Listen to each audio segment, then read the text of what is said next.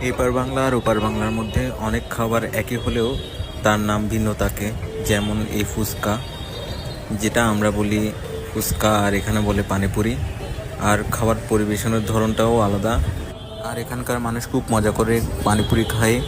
10 টাকায় 6টি করে পানিপুরি পাওয়া যায়। খুব সুন্দরভাবে পরিবেশন করে। এপার বাংলায় আসলে অবশ্যই এই জিনিসটি ট্রাই করবেন, আশা করি ভালোই লাগবে।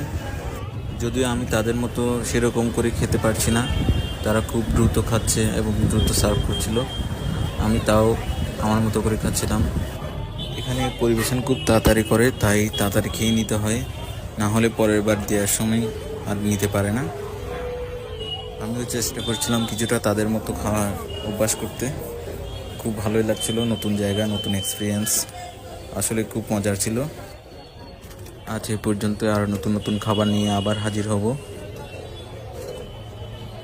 এবার আমি খাই, আপনারা লাইক কমেন্ট শেয়ার দিয়ে পাশে থাকবেন। ধন্যবাদ।